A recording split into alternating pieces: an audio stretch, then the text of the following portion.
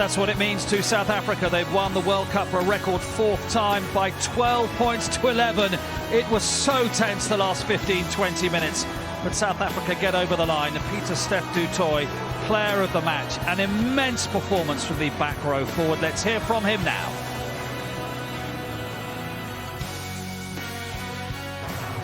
Peter, congratulations. My goodness, what a game that was. What an arm wrestle it was. Tell me what's going through your mind right now. Firstly, I want to give our Heavenly Father thanks for giving us the opportunity and for helping us as a team through this World Cup and through the whole campaign. It's an unbelievable honor and a privilege to play with this team and giving us the opportunity.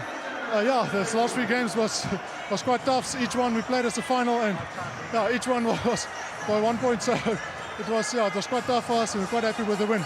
There was so much drama in that match. How did you manage to get through with that win? Yeah, I guess as a team we like drama. We've been having drama for the last 3 years at the moment, so I think it helped us a lot as a team to cope through the drama and to handle it. And I think it shows the resilience of this team and the whole South Africa as well. South Africa now becomes the only country to have won 4 Rugby World Cups. What does that mean to this group to achieve that?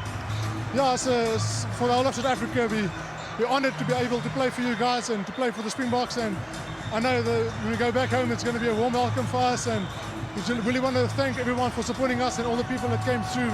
I know it's expensive for us to come and support us, and I've got so much friends and family, and I know the whole 62, 64 million South Africans are supporting us, so we're quite thankful for that. Congratulations. Thank you very much.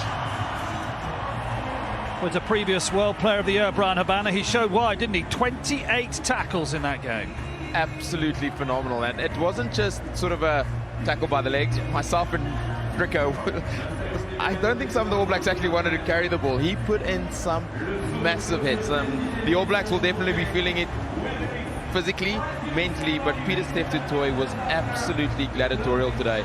His ability to get around the park, relentless in everything he did, was just brilliant, and rightly so, deserving man of the match. 28 tackles in a World Cup final. He actually stopped us, didn't he, in terms of what we did against Ireland, and Sam Cane going off at the 31st minute, but just that contact area, we just couldn't get anything going. We couldn't get any plays going, we couldn't get any momentum, and Steph Toit had a massive part to play in that. It wasn't just the enormity of the collisions, it was the importance of them as well.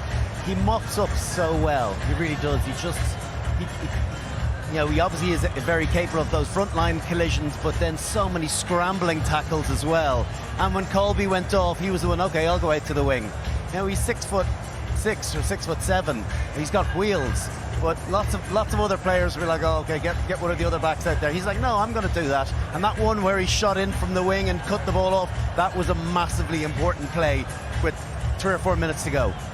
Johnny, there's also this thing about winning these 3 knockout games in a row by a single point on each occasion is complete trust in your systems, isn't it, defensively? That everybody's going to do what they're supposed to do, that you can trust your mate, and that nobody is going to panic just because the pressure's on. I think so. You maybe just finding that habit of being in those last 20 minutes, that last quarter of the game, and just having that sense that you stick to what you do, that trust, you stick to what you do, you stick to what's right, you connect with the guy next to you, you go through your processes, and you just let it play out. Whereas, you watch them and there's a frantic nature about their defence, but it's a composed frantic.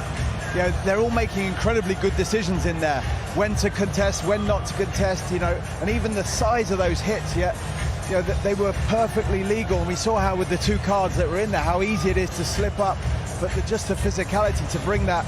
I'm amazed by the relentless nature of it.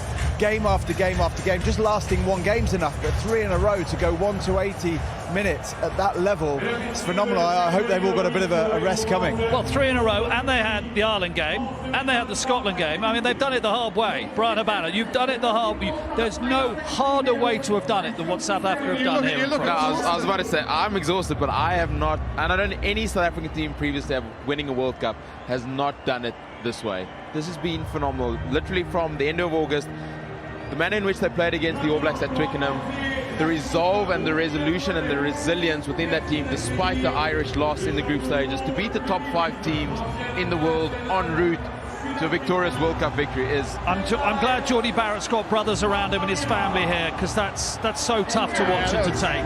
Huge kick, Johnny should probably talk about it rather than me, but yeah, we had an opportunity there, didn't we? And it's not Julie. I thought Julie Barrett was actually outstanding throughout the whole game. He missed a kick. There's Aaron Smith coming off.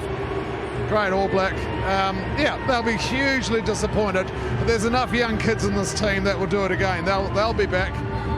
And as I said, this All Black team's gone in the space of 5 weeks. They've just, come so far.